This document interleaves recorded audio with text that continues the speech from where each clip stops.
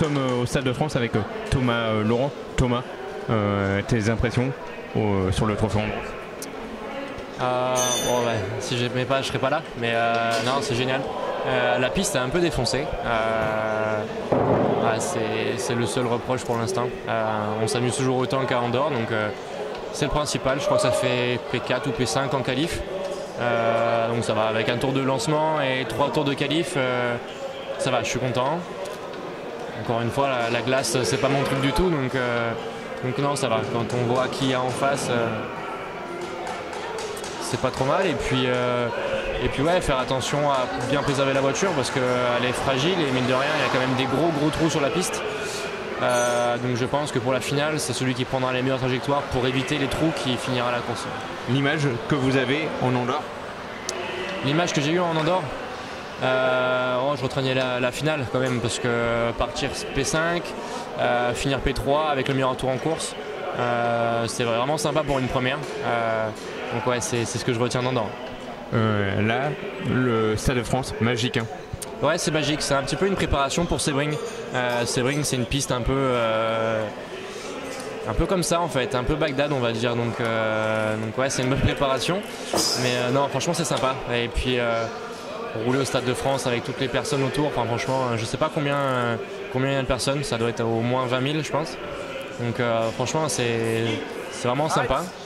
Et hâte d'aller rouler à la finale. Ouais, convivial ce trophée Andros entre pilotes, avec le public, c'est très convivial, très familial. Tout le monde s'entraide, etc. Il n'y a pas de. Alors on est tous compétitifs, hein, forcément, on veut tous une chose, c'est la gagne, mais il n'y a pas de. En dehors de la piste, il n'y a pas d'esprit mal placé ou quoi que ce soit. C'est vraiment tout le monde s'entraide et c'est ça qui fait le charme du trophée Andros. Vous aimeriez y participer intégralement la saison prochaine? Ouais, j'aimerais beaucoup, ouais. Mais après il faut trouver un sponsor qui me suive pour faire ça sur tout le championnat. Mais ouais, c'est quelque chose qui m'intéresserait énormément. Bon, le début sur le circuit va bientôt commencer. Vous l'avez dit, Sebring. Oui, tout à fait. Sebring, c'est mi-mars. Donc pareil, hâte d'y être. De remonter un petit peu dans la LMP1, de refaire quelques tours pour se remettre dedans quand même. Et puis voir si la pause hivernale nous a servi ou pas. Donc voilà, je pense qu'on va apporter quelques modifications à la voiture pour la rendre un peu plus fiable. Et puis on va attendre Sebring avec impatience. Et puis Le Mans aussi, c'est déjà dans les têtes? Ah oui, Le Mans c'est déjà dans la tête, évidemment. C'est bientôt demain, hein, Le Mans. Ça va passer extrêmement vite. Donc ouais, forcément, hâte d'être au Mans. Hein. Le Mans c'est le mythique de l'endurance. Donc ouais, hâte d'y être. Et pour l'instant, Le Mans me porte plus ou moins chance. Donc je fais des bons résultats au Mans. Donc, on se rappelle du podium?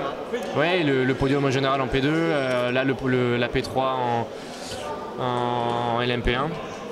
Donc qu'on ait que des bons résultats derrière les Toyota. Donc en espérant refaire la même chose, voire mieux cette année. Oui, gagner. Oui, c'est l'objectif. Hein. Ouais, forcément, quand on va au Mans, je pense que c'est pour tout le monde le même. Hein. C'est gagner, on n'y va pas pour faire deuxième ou troisième forcément. Mais voilà, après il faut être réaliste, mais on va tout faire pour. Sur quoi ça se gagne, Le Mans? Sur quoi ça peut se gagner? Bon, là, il y a beaucoup de facteurs quand même. Hein. L'intelligence de course, la fiabilité de la voiture, du pilote, la stratégie de course, la voiture en elle-même. Beaucoup de choses, énormément de choses. Il y a beaucoup de paramètres pour gagner Le Mans et c'est très compliqué. Thomas Laurent, merci beaucoup. Avec plaisir, merci à vous.